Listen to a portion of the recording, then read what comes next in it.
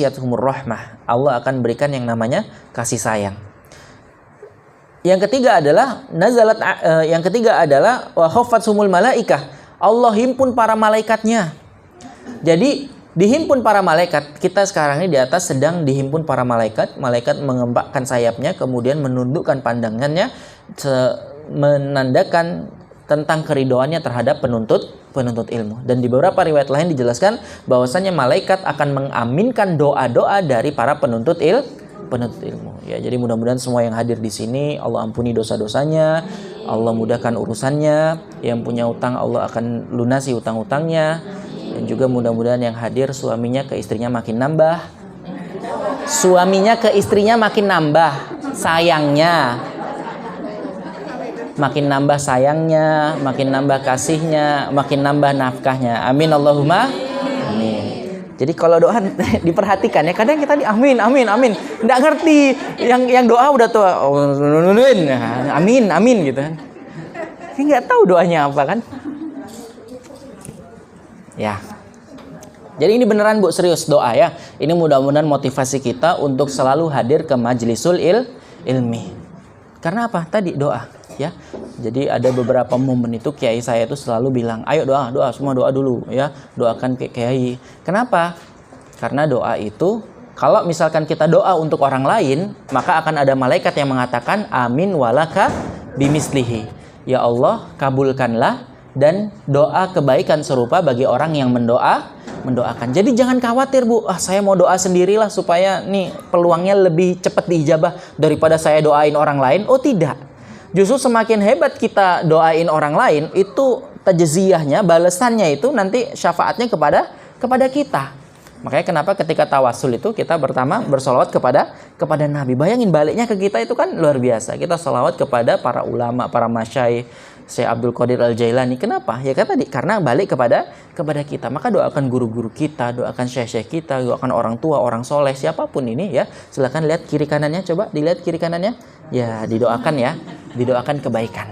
Karena itulah kemudian yang nantinya akan kembalinya kebaikan serupa akan kembali kepada kita. Dan yang terakhir bagi penuntut ilmu adalah wa zakarahumullahu fi man indah, dan Allah sebutkan nama-namanya di sisi Allah. Tandanya Allah membanggakan. Oh, lihat tuh di sana tuh ada kelompok Madinatul Azkar sedang kemudian menyebut-nyebut namaku, sedang kemudian taklim di sana. Itu yang kemudian sedang Allah lakukan kepada kita semua. Mudah-mudahan dengannya Allah mudahkan urusan-urusan kita. Amin ya rabbal alamin. Baik, ibu-ibu sekalian yang semoga Allah rahmati dan Allah berkahi, pembahasan kita kali ini adalah tentang bagaimana memperbaiki hubungan dengan Allah. Kalau kita membahas tentang bagaimana memperbaiki hubungan Allah, berarti probabilitasnya itu minimal ada dua. Yang pertama, apakah hubungan kita dengan Allah baik-baik saja? Itu pertanyaannya. Yang kedua, ada orang-orang yang merasa hubungannya baik, padahal sebenarnya tidak baik. Indikasinya apa? Banyak orang-orang yang sholatnya rajin namun tidak sesuai dengan kenyataannya, dengan perilakunya. Ini kisah nyata terjadi di Bintaro, kata guru saya. Daerah kompleknya itu ada seorang yang rajin banget. Ya, rajinnya taunya dari mana? Sholat subuhnya. Jadi setiap sholat subuh orang ini rajin banget. Saya baru dapat cerita ini, tapi ini cerita nyata. Tapi Masya Allah tabarakallah, tiba-tiba ada satu momen beda subuh itu ternyata dipenuhi dengan orang banyak, kemudian dipasang polis line. Dan ternyata ketika ditanya ada apa ini, ditemukan di lantai 2 ada jenazah yang kemudian sedang tangannya disayat. Ini berarti kan indikasinya adalah bunuh diri.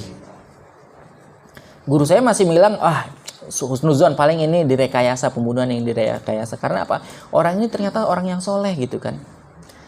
Akhirnya guru saya nanya, kan, ada apa ini? Kenapa ini? Gitu kan. Alhamdulillah istrinya nggak ikut tren yang gitu ya. Kamu nanya gitu kan. Istrinya cuma diem aja, karena istrinya juga masih shock gitu. Coba dia jawab, kamu nanya gitu kan. Mungkin dibalas sama guru saya, kamu bertanya-tanya kan gitu. Enggak. Itu ada orang yang rajin ibadah tapi ternyata prakteknya, kenyataannya nggak sesuai dengan ibadahnya. Maka kualitas hubungannya dengan Allah jangan-jangan ini tidak sesuai. Kan seperti itu. Maka perlu kemudian hubungan ini diperbaiki. Saya mengatakan seperti ini, ibadah itu ibarat sebuah bandwidth, kuota. Kalau seandainya ibu-ibu punya kuota 250 juta gigabyte, seneng nggak? Seneng banget. Tapi ternyata, itu kuota ya, tapi ternyata jaringannya 0. Seneng nggak? Nggak seneng. Kenapa? Nggak bisa dipakai. Kadang orang seperti itu. Ada yang ibadahnya banyak, ibadahnya rutin, semua dia ikutin, majelis taklim dia ikutin, majelis zikir, sholawatan, yasinan gitu kan, baca Quran, hataman, semuanya dia ikutin, sholat, duha, sampai tahajud, rawatib, semuanya dia ikutin. Tapi ternyata di sholatnya itu tidak ada kemudian yang terhubung. Jadi dia sholat itu dia ibaratkan seperti dia nyetor aja, tapi tidak terhubung sama sekali.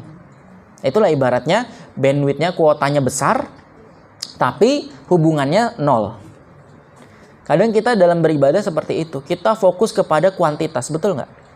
Jadi kita fokusnya ngejar. Ketika zikir itu misalkan zikir yang subhanallah bihamdi subhanallah azim 100 kali kan, kita ngejar.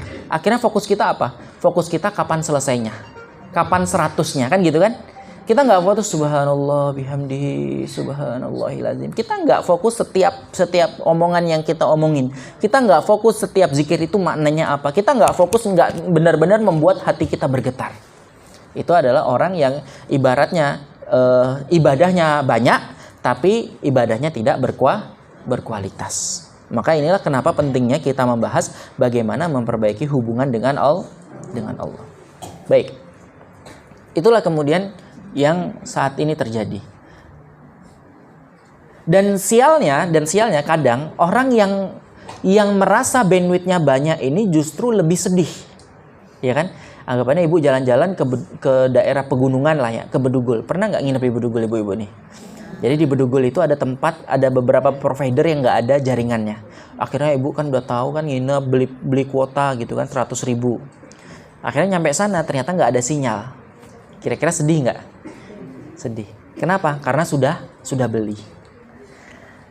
Kadang ada orang yang justru ketika ibadahnya banyak namun tidak mendapatkan akses, tidak mendapatkan fasilitas, itu sedihnya lebih berduka gitu ya. Lebih meratapi dia. Ini adalah ibarat orang yang sudah ibadahnya banyak namun dia tidak mendapatkan balasan. Ini kadang sedihnya justru lebih kenceng gitu. Saya udah sholat tahajud kok ya Allah, saya sudah sholat duha kok ya Allah, kok belum selesai utang saya ya Allah, kan gitu jadinya. Jadinya dia nuntut gitu ya. Dia ibadah itu tidak kemudian mengabdi, tapi dia ibadah itu nuntut. Ketika ada kesempatan untuk melunasi utang, dia pakai belanja dulu. Nah itulah, akhirnya seperti itu. Maka itu. Dan memperbaiki hubungan dengan Allah ini kita akan merujuk di dalam surat Al-Baqarah di ayat 186. Dan ini dihimpit dengan ayat puasa. A'udzubillahi minasyaitonirrajim. Wa idza sa'alaka 'ibadi anni fa inni qarib. Allah mengatakan wa iza, dan apabila sa'alaka, dia bertanya kepadamu, ibadi, dari golongan hambaku, anni, tentangku.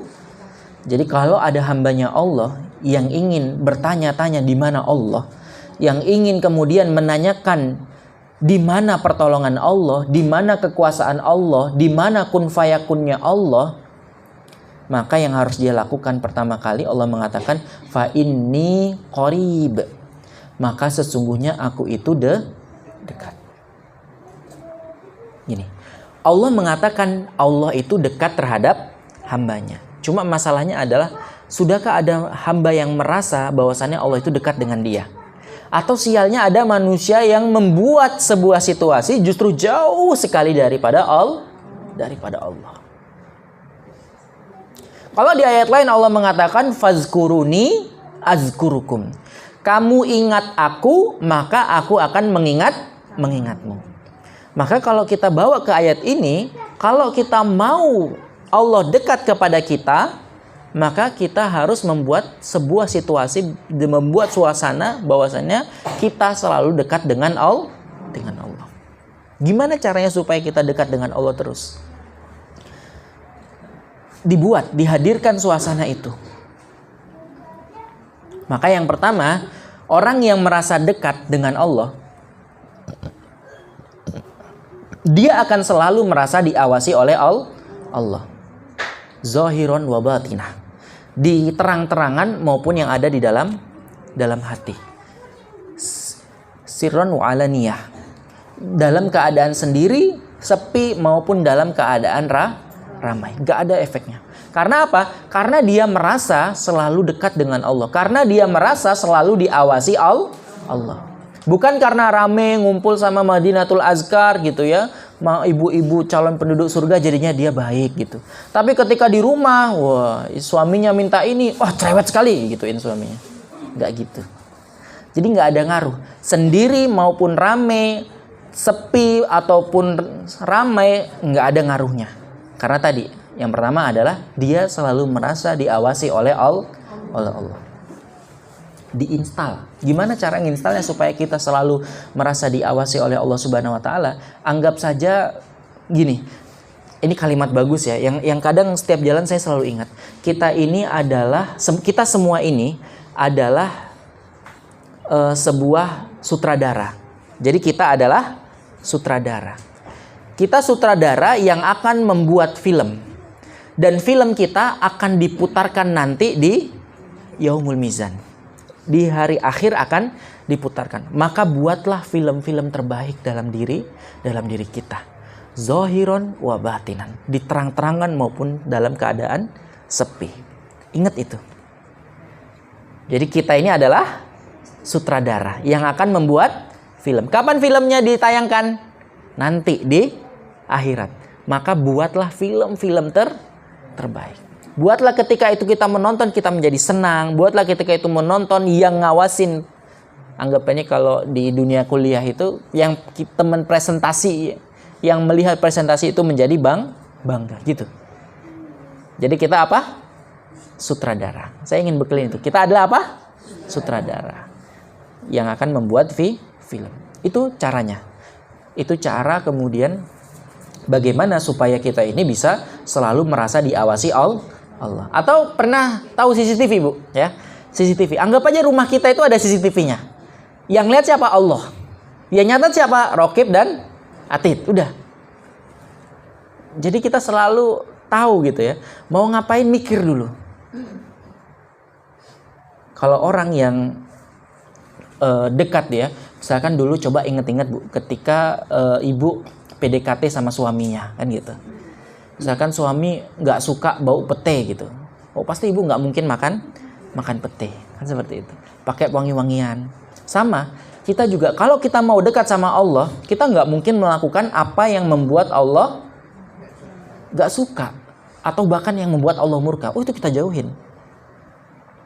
Kita akan selalu menampilkan yang terbaik di sisi Allah. Kok kayak terkekang ya? Nah, jadi saya sempat nanya sama guru saya, gimana sih caranya supaya kita bisa konsisten? Istiqomah bahasa Islamnya gitu. Kok berat sekali ya istiqomah? Maka setiap kejadian itu yang kita lakukan itu karena kita suka gitu kan. Contoh, misalkan kita suka jalan pagi. Maka kita harus menemukan jalan pagi itu sebagai kesukaan kita. Do what you love and love what you do. Dan gimana caranya supaya kita suka sholat duha, sholat tahajud? Ya kita harus menemukan kesukaan kita. Kita harus menemukan rasa ketika sholat tahajud itu enak gitu loh. Di saat yang lainnya tidur, kita justru ngeluh kepada Allah. Kita justru nangis di hadapan Allah. Oh itu nikmatnya luar biasa. Jadi kita harus menemukan rasa suka itu. Kalau kita nggak suka, ya tadi rasanya terkekang. Kok kayaknya 24 jam ini diawasi Allah sih, kan gitu. Akhirnya terkekang. Tapi kalau kita suka, kita cinta sama Allah, 24 jam dilihat Allah, asik. Waktunya caper, kan gitu. Waktunya caper. Jadi mau marah sedikit, waduh dilihat Allah nih malu, gitu. Mau ngomel dikit anak marah, mau ngebentak, waduh masa saya bentak-bentak. Kan Allah ngelihat gitu ya. Dan masalahnya malaikat Raqib Atid ini nggak bisa nggak bisa dinego kan, bilang jangan dicatat yang tadi, nggak bisa. Malaikat itu adalah makhluk Allah yang tidak pernah bermaksiat kepada Allah. Maka tadi temukan hal yang kita sukai dan jadikan kita itu cinta sama Allah. Kalau kita cinta, kita nggak mungkin melakukan sesuatu yang membuat Allah murka, yang membuat Allah kecewa, yang membuat Allah marah, nggak mungkin. Itu yang pertama ya. Jadi selalu merasa diawasi Allah, merasa diawasi Allah. Gimana caranya supaya bisa selalu ingat Allah 24 jam dalam keadaan sendiri maupun rame? Buatlah ibarat bahwasanya kita ini adalah sutradara yang akan membuat film. Dan buatlah film-film episode kehidupan yang terbaik.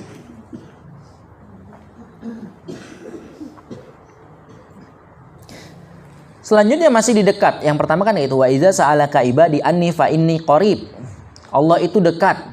Maka orang yang dekat itu adalah orang yang selalu mengambil hikmah atau pembelajaran dari setiap kejadian.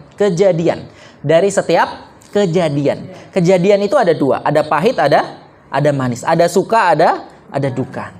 Jadi kejadian yang menghadapi kita manusia ini akan selalu silih berganti. Tenang aja, sepahit apapun kamu hidup pasti akan ada manisnya. Kalaupun itu pahit-pahit terus, nanti insya Allah kita juga nantinya akan kembali kepada Allah. Ngomong sih enak Ustadz belum jalanin sih kan gitu jadinya. Makanya pesan saya selalu ambil hikmah, selalu ambil pelajaran. Saya tuh pernah ngadepin ibu, ada ibu-ibu yang curhat. Dia itu sehari didatengin oleh 25 rentenir. Jumlahnya 25. Dan satu hari dia harus nyetor totalnya itu 1,8 juta. Dan alhamdulillah sekarang utangnya sudah berkurang, rentenirnya tinggal 15 orang. Kalau dihitung-hitung utangnya tinggal 10 juta. Kan itu karena motivasi yang kita berikan. Akhirnya dia, yang paling pertama saya minta apa? Yang pertama saya minta itu kan 3M. Ini rumus-rumus yang selalu saya katakan. Yang pertama apa? Menerima. Udahlah, terima aja. Mungkin dahulu ketika kamu bahagia, ketika kamu banyak duitnya, kurang sedekah. Bener Ustadz. Akhirnya setiap nangis dia ngomong gitu. Dulu saya nyesel banget Ustadz. Banyak duit saya dulu Ustadz, tapi jarang sedekah. Jadi terima dulu. Ya. Jadi kalau kita misalkan nih, ini kejadian baru ya, ada klien saya, ada sahabat saya yang tiba-tiba masuk UGD gitu kan. Waduh, pikiran saya udah kemana-mana. Tapi saya ngomong ke dalam hati, ya Allah, saya terima deh ya Allah. Dan ba'da qadarullah, setelah itu Allah berikan kebahagiaan. Adalah kebahagiaannya ya, nggak usah cerita. Yang jelas kita tuh juga seperti itu. Kalau kita ketimpa masalah tiba-tiba blek ya. Jadi apapun yang menimpa kita itu bukan bentuk timpaannya, pahit, manis, suka, duka, itu bukan itunya, tapi bagaimana sikap kita menghadapi itu. Jadi sikap kita dalam menghadapi tadi sesuatu yang manis maupun pahit adalah menerima dulu. Kalau itu enak, terima dengan syukur. Ya Allah, terima kasih ya Allah. Kalau itu nggak enak, terima dengan sabar. Nggak apa-apa. Sabar itu level pertama ya. Jadi sabar itu ternyata level pertama. Level selanjutnya apa? Syukur juga. Gini, kenapa sabar itu level pertama? Memang benar, syukur dan sabar itu sama-sama ibadah. Ya, kalau kita mau syukur terus, kapan ibadah sabarnya? Coba ngomong kepada diri, ngaca. Wahai engkau, kalau kamu mau ibadah syukur terus, kapan Allah memberikan ibadah sabar? Padahal ibadah sabar itu Allah mengatakan innama yuwaffas sabiruna ajrohum bighairi hisab. Allah telah menetapkan ibadah sabar pahalanya itu tanpa diperhitungkan. Tak bisa diperhitungkan. Dan Allah hanya menyebutkan dua pahala ini, yaitu pertama pada ibadah puasa, yang kedua ibadah sabar. Tapi kenapa level paling atas itu adalah ketika menerima sesuatu yang tidak kita suka itu malah bersyukur? Ini levelnya yang sudah levelnya para nabi. Kita pernah tahu ya kisahnya para nabi itu, ujiannya itu sangat berat gitu kan. Ada Nabi Ayub yang awalnya kaya raya, kemudian diuji penyakit yang sampai bahkan istrinya pun meninggalkan dia gitu kan. Tapi setelah itu apa? Allah kembalikan posisinya. Makanya kita selalu mengambil hikmah atau pembelajaran dari setiap kejadian, pahit maupun manis. Sekali lagi ya, kejadian itu bukan bentuknya, tapi bagaimana sikap kita menghadapi kejadian. Jadi jangan terlalu GR ketika diberikan sesuatu yang manis-manis, karena kalau kebanyakan bisa membawa kepada diabetes, gitu kan. Tapi jangan terlalu sedih juga ketika diberikan sesuatu yang pahit, karena jamu yang bisa mengobati juga rasanya apa? Pahit. Jadi sikap kita gimana? Biasa saja. Kalau itu enak kita bersyukur, kalau itu nggak enak kita bersabar, atau kalau bisa bersyukur. Itu kalau orang sakit nih Bu ya, orang sakit yang difokus kepada pemikirannya dia cuman ngeluh aja, itu sembuhnya lama. Tapi kalau dia mengambil sisi positifnya, oh alhamdulillah dengan sakit ini saya bisa melihat suami saya tambah sayang sama saya kan gitu. Anak-anak saya tambah perhatian. Jadi dia ambil positifnya aja. Jangan kemudian diambil negatifnya. Jadi itu caranya. Kok teori NLP gitu, fokus kepada positif maka akan membawa kepada aura positif. Aura positif itu atau mood booster itu kalau sudah baik biasanya cepat sembuhnya. Karena 60%, berapa Bu? 60% itu bersumber dari imun, dari mood. Kalau imun kita sudah sakit, lemas, kemudian imun dalam tubuh ini negatif, makin lemas. Tapi kalau sudah imunnya sakit, kita kemudian bangga. Gimana cara motivasi orang yang sakit? Alhamdulillah ya Allah, Engkau berikan saya sakit dengan ini, mudah-mudahan Allah Engkau hapuskan dosa-dosa saya. Gitu caranya. Berarti Allah masih ingat nih sama saya nih. Sebagaimana ibu ya, misalkan ibu-ibu punya anak, anaknya melakukan kesalahan, ya biasanya anak ini ibu kasih duit gitu kan. Tapi suatu saat anak ini gak melakukan kesalahan, ibu pingin anak ini berubah, pengen minta maaf, ibu nggak ngasih duit lagi. Akhirnya anak ini marah-marah kan gitu. Padahal kita mau anak ini balik sama. Justru ini adalah ibu yang sayang ketika kemudian mau anaknya berubah menjadi lebih baik. Coba contoh misalkan ibu-ibu anaknya nakal nggak dikasih tahu, kira-kira sayang nggak? Enggak, sama. Allah kepada hambanya, kadang ada hamba-hamba yang justru diingatkan oleh Allah Subhanahu wa Ta'ala melalui sebuah kekecewaan, sebuah penyakit, sebuah penderitaan. Tujuannya apa? Supaya kembali kepada Allah. Ketika kita punya masalah, seolah nggak ada manusia yang ingin datang kepada kita. Tapi ketika kita bahagia, semua manusia merapat. Kan seperti itu. Sherlock gitu kan. Tapi ketika ada masalah kok kayaknya nggak ada satu orang pun yang bisa, untuk tempat curhat pun nggak ada kan gitu. Ternyata semakin baik gitu Bu. Kenapa? Karena semakin ketika kita punya masalah, tidak ada orang yang kemudian datang kepada kita, tandanya Allah mau menyelesaikan sendiri masalah kita. Makanya semakin punya masalah kok kayak semakin nggak ada orang gitu ya. Tandanya apa? Kita diminta Allah untuk fokus hanya meminta kepada